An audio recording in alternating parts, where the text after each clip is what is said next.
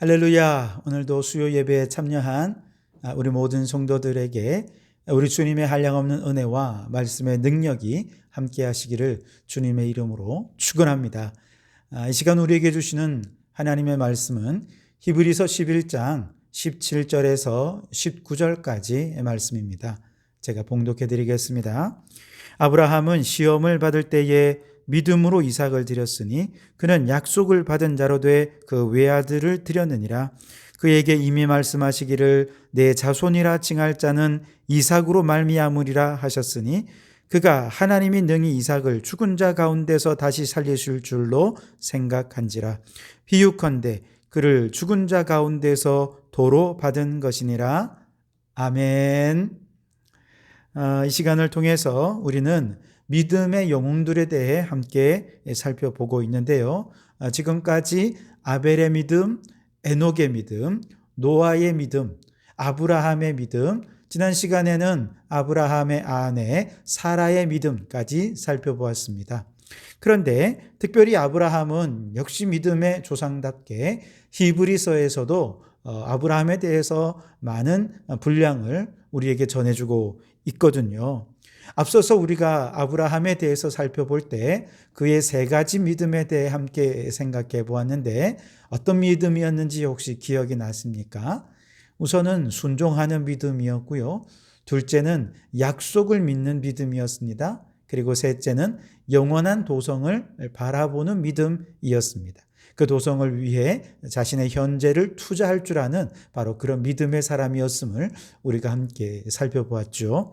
오늘도 아브라함에 대해서 이어갈 텐데요. 오늘 우리에게 주어진 본문의 말씀을 통해서 아브라함은 또 어떤 믿음으로 우리의 믿음의 영웅이 되고 있는지, 우리는 어떻게 그의 믿음을 따를지 함께 생각해 보고자 합니다.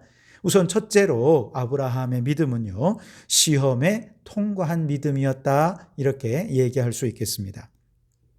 오늘 17절 말씀을 다시 보시면 아브라함은 시험을 받을 때에 믿음으로 이삭을 드렸으니 그는 약속을 받은 자로 돼 그 외아들을 드렸느니라. 아멘. 자, 여기 보면 아브라함은 시험을 받았다, 그렇게 말씀을 하고 있지요. 성경에 보면 시험이라고 하면 크게 두 가지의 의미의 시험이 있습니다. 첫 번째는 우리를 유혹해서 넘어뜨리기 위한 시험이 있어요. 영어로 하면 이걸 temptation이라 그렇게 얘기하는데 이건 마귀가 주는 시험이라 할 수 있겠습니다. 우선 첫 번째 아담이었던 이 아담이 에덴 동산에서 마귀로부터 시험을 받았죠. 바로 이것이 temptation입니다. 안타깝게도 아담은 마귀의 시험에 넘어져서 선악과를 먹게 되었고 인간에게 죄가 들어오며 결국 실낙원을 하고 말았죠. 반면에 둘째 아담이신 예수 그리스도, 우리 주님도 공생애를 시작하실 때 똑같은 마귀의 시험을 받으셨습니다. 세 가지 시험을 받으셨죠. 그런데 첫 번째 아담과는 다르게 두 번째 아담이신 예수 그리스도께서는 말씀으로 마귀의 시험을 물리치셨습니다. 그리고 첫 번째 아담이 잃어버렸던 낙원을 우리에게 되찾게 해 주셨습니다. 시험의 두 번째는 우리의 신앙의 수준을 점검하고 연약한 신앙을 바로잡아서 우리의 믿음을 세워주기 위한 시험이 또 성경에는 나옵니다. 이것은 하나님께서 우리에게 주는 시험인데 이것을 영어로 테스트라 그렇게 할 수 있겠습니다. 이 테스트는 그저 우리가 대학 시험을 보고 이렇게 하듯이 시험 봐서 성적 안 되면 떨어뜨리고 이런 시험이 아니고요. 이 시험을 통해 우리의 신앙의 상태가 어느 정도인지 점검하고 그 테스트를 모두 다 잘 통과해서 우리의 믿음이 한 단계 더 성숙하고 성장하도록 하기 위해 하나님께서 우리에게 주시는 시험이 바로 테스트인 것이죠. 요셉에게 테스트는 애굽의 노예로 끌려가는 것이 그의 테스트였습니다. 바로 그는 그 애굽의 노예가 되어서도 단 한 번도 하나님을 원망하거나 불평하지 않았습니다. 오히려 그 모든 순간을 믿음으로 하나님과 동행했더니 테스트를 잘 통과해서 여호와께서 그와 함께 하심으로 그가 형통하게 되었다고 말씀하고 있지요. 마가복음 7장에 보면 수로보닉의 여인이 예수님께 찾아와서 자신의 귀신 들린 딸을 좀 고쳐달라고, 귀신을 쫓아달라고 요청을 하죠. 그때 예수님께서 자녀의 떡을 취하여 개들에게 던짐이 마땅하지 아니하니라. 요즘 말로 얘기하면 유대인 퍼스트, 아메리카 퍼스트가 아니라 유대인 퍼스트를 주님께서 말씀하시면서 이방인에게 줄 게 없다, 그러면서 그녀를 지금 테스트하셨던 것이죠.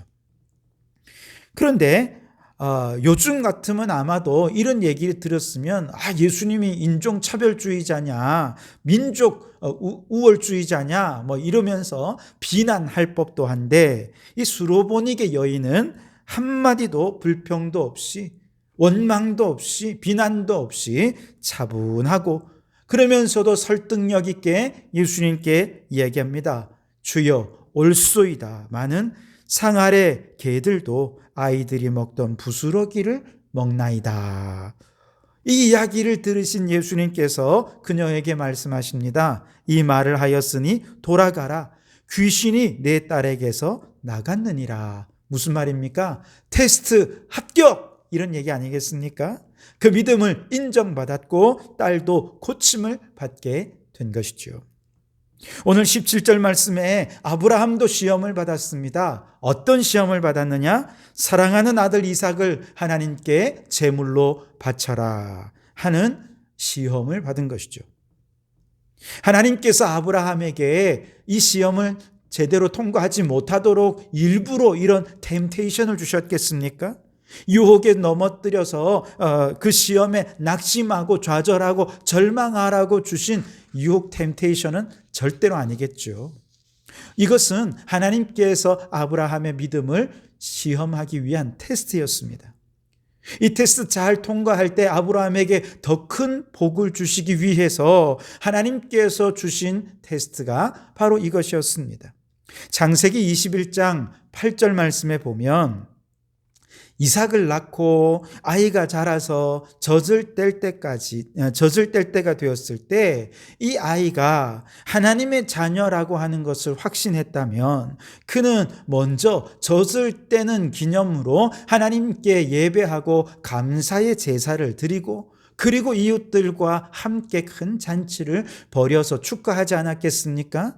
그런데 21장 8절 말씀에 보면 하나님께 감사의 제사를 드렸다는 내용이 없어요. 오히려 아이가 젖될 때에 큰 잔치를 벌였다, 이웃을 초청해서 함께 축하하고 함께 즐겼다는 내용은 있지만 하나님께 감사했다는 내용이 없는 거예요. 다시 말해서 아브라함이 100세의 아이를 낳다 보니까 너무 좋아서 그저 아이 보느라고 지금 하나님에 대해 생각할 정신이 없었던 것이죠.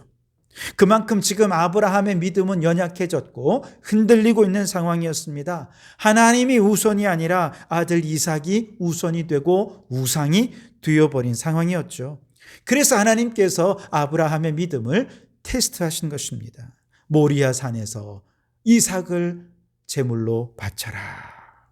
무슨 뜻입니까? 너는 아들 이삭을 예배하느냐? 아니면 하나님을 예배하겠느냐? 너희 진정한 예배의 대상이 누구냐? 라고 하는 물음을 이 명령 속에 담으신 것이죠. 여러분, 우리도 하나님께서 복을 주시면 사실 그 복에 푹 빠져서 정작 복을 주신 하나님에 대해서는 생각을 하지 못할 때가 많이 있지 않습니까? 사업이 잘 되면 사람들은 입으로는 하나님이 사업에 복을 주셔서 이렇게 잘 됩니다, 감사합니다 얘기는 하지만 사실 그 복에 너무 푹 빠지다 보면 복을 주신 하나님은 잊어버리고 사업을 더 잘 되게 하기 위해서 주일도 빠지고 일하느라고 바빠가지고 그렇게 하나님보다 사업의 성공을 우선으로 삼으며 사업을 우상으로 섬기는 그런 사람들이 얼마나 많이 있는지 모릅니다. 결혼하기 전에는 그렇게 신앙생활 잘하던 자매가 결혼을 하고 나면 남편이 우상이 됩니다. 남편과 함께 있느라고 예배 시간도 잊어버려요. 그런데 그 남편 누가 주셨습니까? 하나님이 짝지어 주신 것입니다. 그렇다면 이렇게 귀한 남편을 주신 하나님께 더욱 감사하며 예배해야 하지 않겠습니까? 그런데 우리는 복 주신 하나님은 잊어버리고 주신 그 복에만 정신이 팔려서 그렇게 세상 것을 우상화하고 그 주신 복을 우상화하는 어리석은 자들이 되고 말더라는 것이죠. 질병 중에 고통 중에 있을 때 많은 사람들이 기도합니다. 하나님, 다시 한 번 더 생명을 주시면, 건강 주시면 내 남은 삶은 주님을 위해 바치겠습니다. 그렇게 기도하던 분들이 정작 하나님께서 건강을 회복시켜 주시면 그 주신 건강을 가지고 하나님 앞에 예배하고 봉사하고 헌신하며 살기보다는 건강한 것을 더 누리기 위해서 더 놀러 다니고 더 즐기며 그렇게 살아가는 모습들을 우리는 왕왕 보게 됩니다. 아브라함이 지금 그런 상황이었던 것이죠. 100세에 하나님께서 아들을 주셨을 때 이건 정말 상상도 못할 일이었죠. 그런데 아들을 낳고 보니까 너무 좋은 것입니다. 그래서 복 주신 하나님께 예배하는 것도 잊어버리고 아이가 젖될 때가 되었을 때 동네 사람들 불러 모아서 함께 큰 잔치를 벌인 것이죠. 이런 아브라함을 향해 하나님께서 그의 믿음을 테스트하십니다. 그래서 아들을 제물로 바치라고 명령하신 것이죠. 아브라함은 이 명령이 얼마나 큰 갈등이 되었겠습니까? 하나님이 어쩌면 원망스럽기도 했을 것입니다. 그런데 아브라함은 이 명령을 받자마자 정신을 더 바짝 차립니다. 자신이 그동안 아들에게 정신 팔려서 신앙생활 제대로 못한 것, 하나님께 제대로 예배도 못 드린 것, 그가 깨닫게 된 것이죠. 그리고 다시는 아들에게 마음 빼앗기지 않겠다 생각하면서 아들을 하나님께로 바치기로 결정하고 하나님의 명령에 순종했던 것이죠. 그리고 혹시라도 그 마음이 변할까 봐 아내인 사라에게도 얘기하지 않았습니다. 또 마음이 변할까 봐 아침 일찍 장작을 준비해서 모리아 산으로 출발했습니다. 산 근처에 다가왔을 때에는 함께 갔던 두 종이 자신이 아들을 죽이려 할 때 그걸 막을까 봐 두 종을 산 아래에 기다리게 하고 이삭과 아브라함 둘만 산 위로 오릅니다.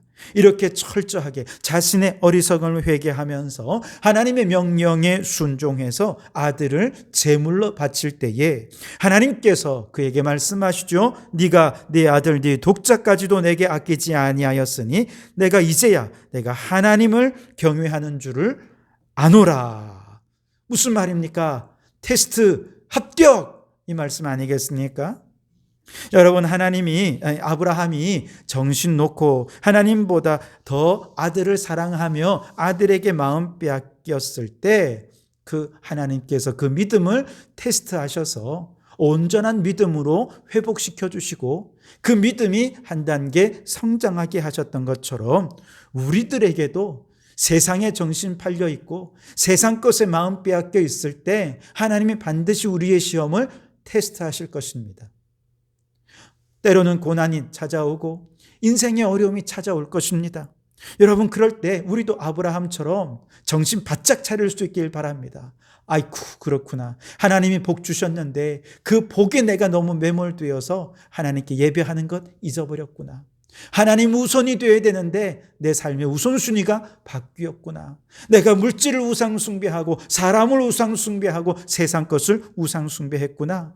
그러면서 우리도 아브라함처럼 하나님보다 더 사랑했던 거 다 내려놓고 먼저 하나님 우선으로 하나님을 예배하며 먼저 하나님의 나라와 그의 의를 구하기로 결단하고 주님 앞에 나아갈 때 하나님께서도 우리에게 테스트에 합격했노라고 우리를 칭찬해 주실 줄 믿습니다. 이 테스트 잘 통과해서 우리 모든 성도들이 믿음이 한층 더 굳건해지고 성장하게 될 수 있기를 주님의 이름으로 축원합니다. 두 번째로 아브라함은 어떤 믿음이었느냐? 하나님이 주신 명령 그 자체가 아니라 명령하시는 하나님을 믿는 믿음이 있었다 하는 것이죠. 오늘 19절 말씀을 보시면 그가 하나님이 능히 이삭을 죽은 자 가운데서 다시 살리실 줄로 생각한지라 비유컨대 그를 죽은 자 가운데서 도로 받은 것이니라. 아멘.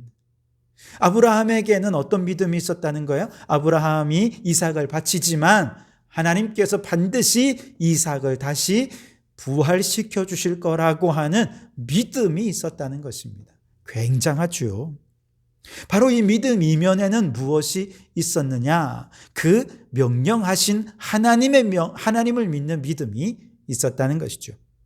사실 하나님께서 아브라함에게 아들 이삭을 모리아 산에 갖다 바치라 명령했을 때 이건 인간의 생각으로는 참 이해하기 힘든 어려운 측면들이 있습니다. 굉장히 비상식적인 측면들이 있어요. 우선 하나님께서는 분명히 아브라함의 씨를 통해서 또 특별히 이삭을 통해서 큰 민족을 이루겠다고 약속해 주지 않으셨습니까? 그래서 어렵게 그 약속을 따라서 100세에 이삭을 낳게 되었는데 큰 민족을 이룰 유일한 희망인 이삭을 하나님께서 데려가신다면 하나님의 약속이 파기될 수도 있지 않겠습니까? 이제 그런 면에서 하나님의 명령은 참 이해하기 힘든 명령이었습니다. 두 번째로 이 사람을 제물로 바치라라고 하는 것은 정말로 하나님답지 않은 명령이었습니다. 왜냐하면 짐승이 아니라 사람을 제물로 바치는 제사는 하나님을 모르는 이방인들의 제사 풍습이었기 때문에 그렇습니다. 그것도 아들을 제물로 바치라라고 하는 것은 아주 잔인한 이방 종교 의식이었습니다. 특히 고대 가나안의 셈족들이 섬기던 불의 신인 몰렉 신은 어린아이를 불 속에 던져서 제사를 지내도록 했기 때문에 유대인들에게는 아주 유명한 악마 중에 하나였습니다.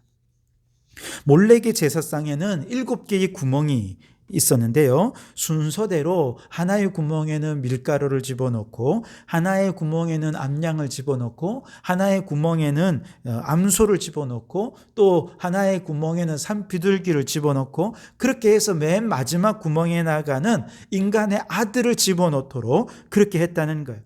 그런데 인간의 아들을 거기 집어넣을 때 아들이 비명소리를 지르지 않겠습니까?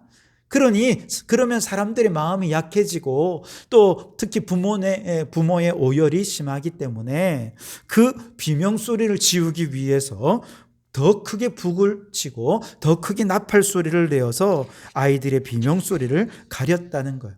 이처럼 몰렉 같은 악마들이나 인간을 제물로 바치도록 그렇게 하는 것인데 어떻게 하나님께서 아브라함의 아들 이삭을 제물로 바치라고 얘기할 수 있는 것입니까? 이거는 정말 너무나도 이해할 수 없는 명령이죠. 어찌 보면 하나님답지 못한 명령입니다. 그럼에도 불구하고 이런 이해할 수 없고 하나님답지 못한 명령 앞에서도 아브라함은 아멘 하고 망설임 없이 순종했어요. 그 이유가 뭐냐? 그것은 아브라함에게 내려진 명령 그 자체는 사실 이해할 수 없지만 이 명령을 하시는 분이 하나님이시기 때문에 명령에 순종한 것이죠. 19절 말씀에 다시 보시면 이삭을 바칠 때 아브라함의 마음속에 어떤 생각이 있었느냐? 하나님이 능히 이삭을 죽은 자 가운데서 살리실 줄로 생각한지라. 아브라함은 하나님의 아들, 자신의 아들 이삭을 제물로 바치라라고 하는 하나님의 명령 자체는 이해할 수 없었지만 그러나 이 명령을 내리신 하나님이시라면 얼마든지 이삭을 바쳐도 그 이삭을 다시 살리셔서 부활시키셔서 큰 민족을 이루겠다는 약속을 이루실 거라 그는 그렇게 믿었던 것이죠. 하나님, 명령하신 하나님에 대한 온전한 믿음이 있으니까 순종할 수 있었다는 것이죠. 만일 아브라함이 하나님보다 하나님의 명령 그 자체에 집중했다면 그러면서 이런 명령을 내리신 하나님의 명령이 옳으냐 그르냐 혹은 그 하나님이 어떻게 이런 명령을 내리실 수 있느냐 명령에 대해 판단하고 따지고 또 비판하기 시작하면 결코 그 명령에 순종할 수 없죠. 그러나 아브라함은 하나님의 명령이 이해할 수 없어도, 납득할 수 없어도 그 명령을 내리시는 하나님에 대한 신실한 믿음이 있었기 때문에 일단 그 명령에 순종한 것입니다. 하나님께 순종해서 이삭을 바치면 하나님께서 어떤 방법으로든지 반드시 이삭을 돌려주실 것이고 하나님이 행하신 약속은 지키실 것이다 라고 하는 믿음이 있었던 것이죠. 아브라함에게는 지금 내게 명령하시는 하나님은 좋으신 하나님이라는 믿음이 있었습니다.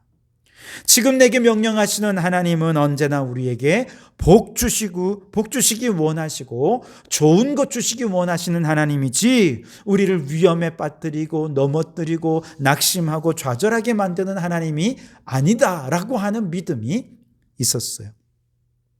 뿐만 아니라 또한 지금 명령하시는 하나님은 내가 다 이해할 수 없어도 모든 것이 합력하여 선을 이루게 하실 하나님이라는 믿음이 아브라함에게 있었던 것이죠.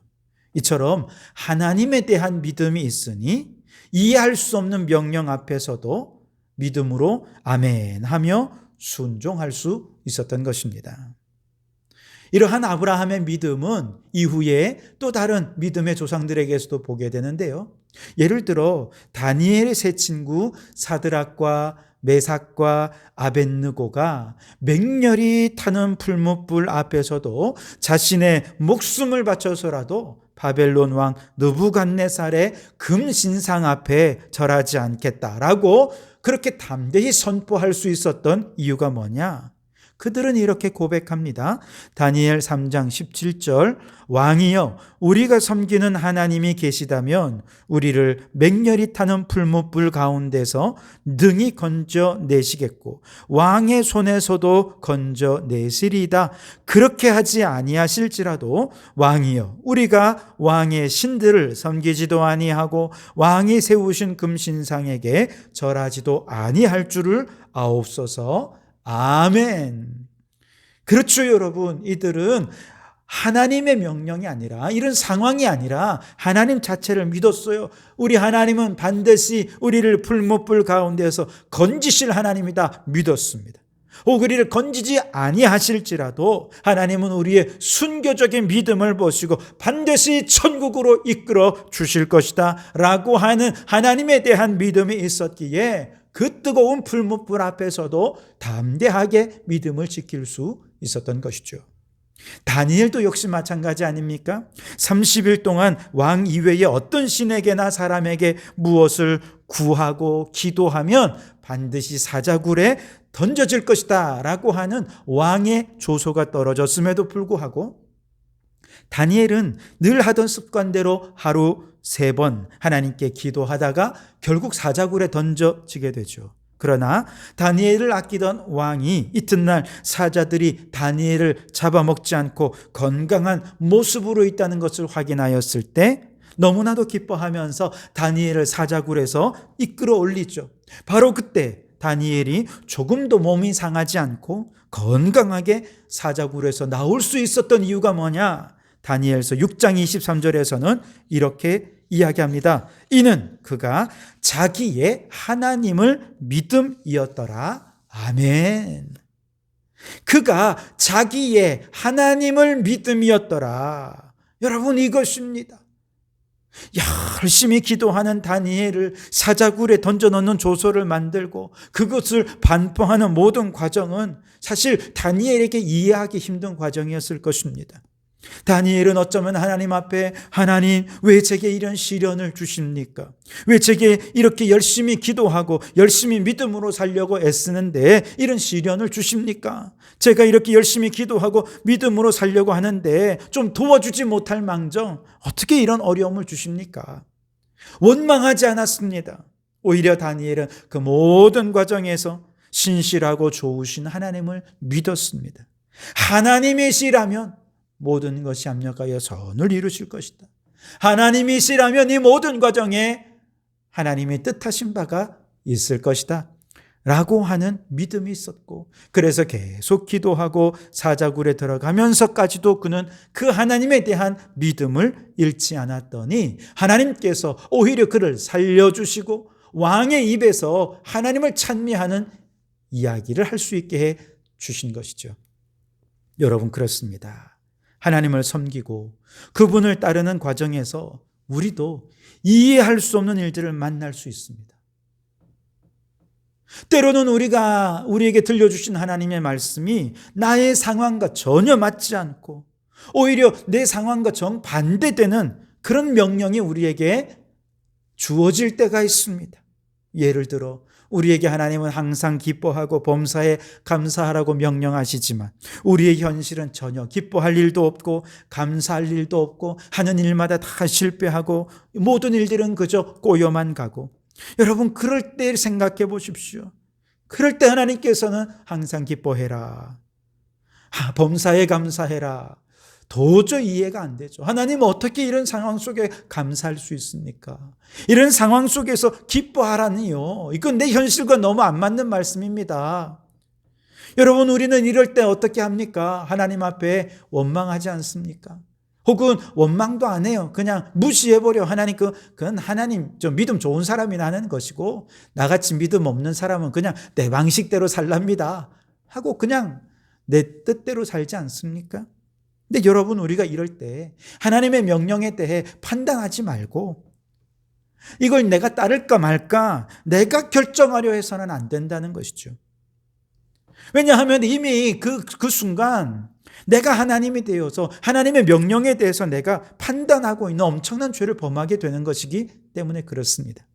그저 우리는 하나님이 명령하셨기에 우리는 아멘, 감사할 수 없는 상황 속에서도 그럼에도 불구하고 감사하겠습니다. 기뻐할 수 없는 상황에도 그럼에도 불구하고 주님이 명령하시니 기뻐하겠습니다.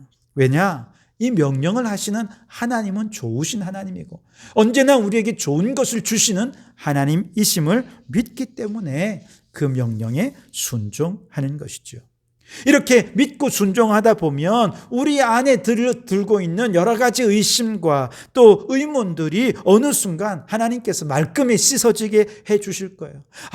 이것 때문에 하나님께서 먼저 기뻐하게 하셨구나. 이래서 하나님께서 먼저 감사하도록 명령하셨구나. 깨닫게 해 주실 것입니다. 그러므로 여러분, 우리 하나님은 언제나 우리에게 좋은 것 주시는 하나님이심을 믿으시기 바랍니다. 그 하나님은 신실하신 하나님이시라는 사실을 믿으시기 바랍니다. 아브라함은 하나님의 명령이 도저히 이해할 수 없고 상식적으로 순종하기 어려웠지만 명령을 본 것이 아니라 명령하신 하나님을 믿으니 하나님의 명령에 아들을 제물로 바치는 이 명령까지도 순종할 수 있었고 그 결과 믿음을 하나님께 인정받을 수 있게 된 것입니다.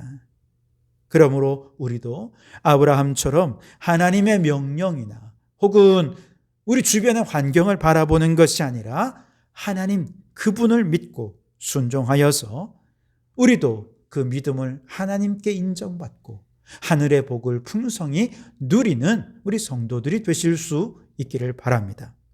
오늘은 히브리서의 본문을 바탕으로 아브라함의 두 가지 믿음에 대해 생각해 보았습니다. 첫째는 시험에 통과한 믿음이었습니다. 하나님보다 아들 이삭을 더 사랑했던 하나님, 아브라함에게 하나님께서 그 믿음을 테스트하시죠. 아들을 바쳐라. 그때 그 테스트 앞에서 아브라함은 아들을 사랑하던 마음 내려놓고 하나님 우선은 하나님 사랑하기로 결단을 하게 되죠. 그렇게 하나님의 테스트를 통과했습니다.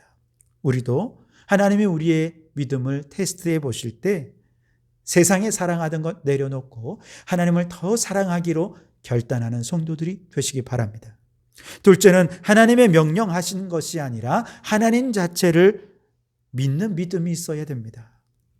하나님을 믿으니 하나님이 우리에게 어떤 원망을 하셔도 어떤 명령을 하셔도 그 명령이 우리의 삶에 도저히 안 맞고 상식적으로 이해할 수 없는 것이라 하더라도 우리는 기쁨으로 순종할 수 있습니다.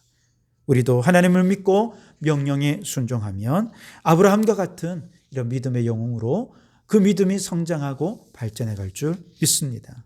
그런데 우리 예수님께서 그런 말씀을 하시죠. 마지막 때에 믿음을 보겠느냐. 이처럼 믿음이 식어가고 모두가 그 믿음이 연약해져 가는 이 시대에 우리 모든 성도 한 사람 한 사람은 아브라함의 믿음을 본받아서 주님, 나도 이 시대의 믿음의 영웅이 되기 원합니다. 고백하면서 이 말씀을 듣고 이제 우리 모두가 다 마지막 때까지 믿음의 사람으로 주님 앞에 서가는 우리 성도들이 되시기를 주님의 이름으로 축원합니다. 기도하시겠습니다. 하나님 아버지, 점점 믿음이 연약해져 가는 이 시대에 믿음을 따라 살아가기가 너무 어려워지는 이 시대에 몇몇 소수의 영웅이 아니라 모든 성도가 믿음의 영웅이 되지 않으면 거친 믿음의 도전들을 감당할 수 없는 이 시대에 이제 우리 모든 성도들이 오늘 주신 말씀을 따라 믿음으로 살기로 결단합니다. 믿음의 영웅들이 살았던 삶의 발자취를 따라 살기를 소원합니다. 주님, 아브라함이 그러했던 것처럼 하나님이 주시는 믿음의 테스트 잘 통과하게 해 주옵소서. 하나님의 명령이 때로 이해할 수 없을 때 아브라함처럼 하나님만 신뢰하면서 믿음으로 순종하며 믿음의 승리자가 되게 하옵소서. 오 주님, 우리 주님은 언제나 우리에게 좋은 것 주시는 하나님이신 줄 믿습니다. 모든 것이 합력하여 선을 이루게 하실 줄 믿습니다. 그 믿음으로 이해할 수 없는 하나님의 명령 앞에서도 아멘으로 순종하여 믿음의 열매를 보게 해 주시옵소서. 예수님 이름으로 기도하옵나이다. 아멘.